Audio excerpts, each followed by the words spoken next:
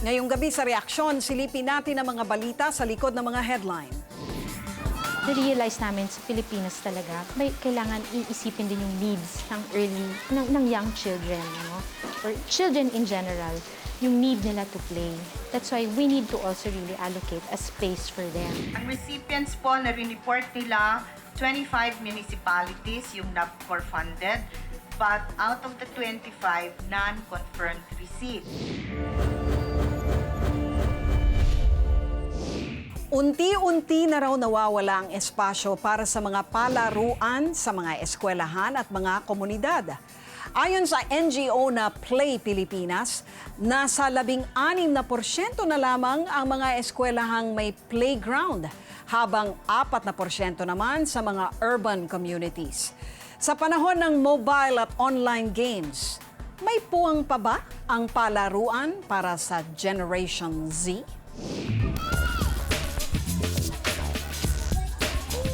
Para sa nakalipas na henerasyon, ang palaruan na marahil ang pinakamasayang lugar ng kanilang pagkabata.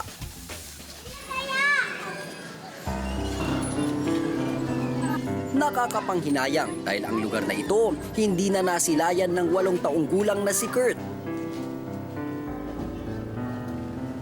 Ang kadalasang libangan niya ngayon, paglalaro ng computer at online games. Dragon City at Tetris. Favorite ko. Ayaw ni Kuya magpairam ng computer, doon na lang ako computer sa labas. Kwento ng kanyang ina na si Weng. Dati nakapaglaro pa ang mga kuya ni Kurt sa playground sa kanilang barangay at eskwelahan. Maliit pa sila eh. Meron dito sa may phase 1, inalis. Nangangamba tuloy si Weng dahil nagiging mahiyain at matamlay sa klase si Kurt dahil madalas computer at hindi kalaro ang kaharap nito. Sakitin siya eh. Mabait naman siya. Nag-aaral, kaso walang ono. Imbis na doon sila nakapag-exercise sa playground, naglalaro, di ba? Nasa computer sila, hihingi sila ng pera. Tapos, imbis na gagawa sila ng assignment muna bago sila maglalaro ng computer, nandun sila. Ang barangay cannot provide them with that playground kung yung lote ay hindi pa naka-turn over. Ngayon naman sa subdivisions, it's up to the developer kung paglalagyan niya yun. Yung iba, pinalalagyan. Mas naging prioridad daw ang pagtatayo ng mga basketball court kaysa sa playground.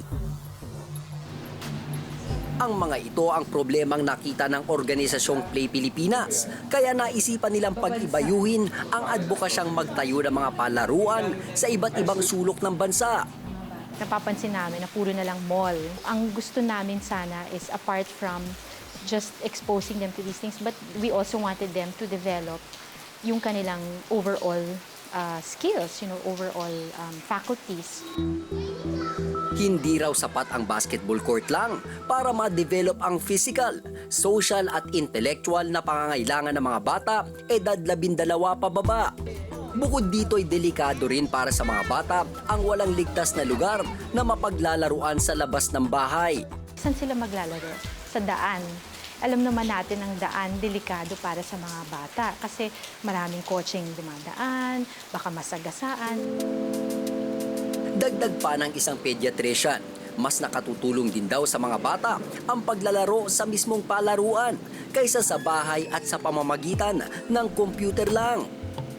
Ang mga palaruang ipinapagawa ng Play Pilipinas, dumaraan pa sa masusing diskusyon kasama ang ilang magulang bago italaga ang mga elementong isasama rito.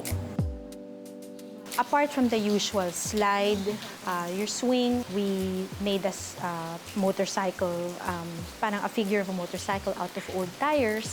Doon, imagination and creativity, doon natutunan nila. So yung slide, ano yung mga yun, it teaches them courage. Swing teaches them balance. Yung mga thread or wire structures namin teaches them concentration. Lahat ng mga skills na to, if it's done in an environment of play, it's not threatening for children. It helps them achieve and go beyond themselves. Sa ngayon, 15 na ang naipatayong playgrounds ng Play Pilipinas, pero kulang na kulang pa ito. Sa pag-aaral na kinomisyon ng Play Pilipinas, lumalabas na 4% lang ng batang Pilipino na may edad 2 hanggang 12 taong gulang ang may access sa playgrounds. 2 bagay daw ang hadlang sa kanilang adhikain.